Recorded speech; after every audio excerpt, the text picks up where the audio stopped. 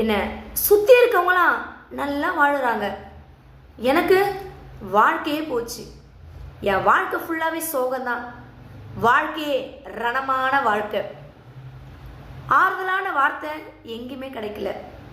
என்னோட ஏக்க தவிப்பு, என்னோட கஷ்டத்தை யாருக்கிட்டாச்சும் போய் சொல்ல போனாலும் ஆறுதல் கிடைக்கல.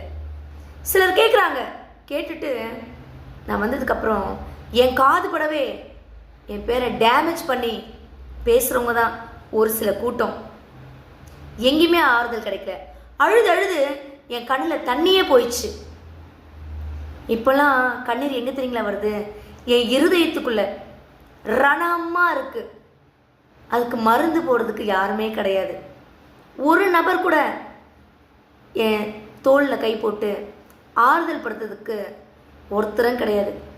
என்னை சுற்றி இருக்கவங்களாம் நல்லா இருக்காங்க. என் வாழ்க்கை இப்படி ஆயிடுச்சு.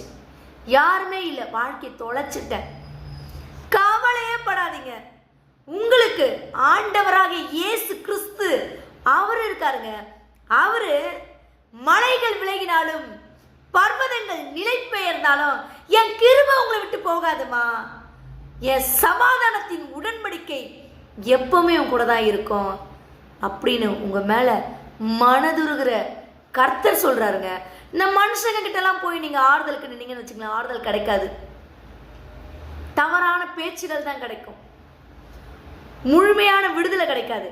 ஆனா தேவாதி தேவன் கர்த்தர் இயேசு கிறிஸ்து அவர்கிட்ட முழுமையான விடுதலை கிடைக்குங்க. அவருடைய சமாதானத்தை உங்க இருதயத்துக்குள்ள வைக்கிறாருங்க. எப்பவுமே உங்க இருதயம் சமாதானத்தோடு இருக்கும். உங்க வாழ்க்கை மீண்டும் மலருங்க, பூத்து குலுங்கும், எல்லா செழிப்புடனே நீங்க இருப்பீங்க. சோர்ந்து போகாதீங்க. வாழ்க்கை முடியல, இன்னும் இருக்கு நமக்கு வாழறதுக்கு. மற்றவங்களை பற்றிலாம் கவலைப்படாதீங்க. இவங்க என்ன சொல்லுவாங்க, அவங்க என்ன சொல்லுவாங்க, மைண்டுக்கு கொண்டே போகக்கூடாது. கர்த்தர் நம்மளை குறித்து என்ன சொல்கிறாரு, அவர் உங்கள் மேலே மனதுருகிறாருல, என் கிருபை கூட இருக்குமா அப்படின்னு சொல்கிறாங்க. அது போதங்க, வேற என்ன வேணும் நமக்கு? அவர் கிருபை எப்போவுமே நம்மளை தாங்கிக்குங்க.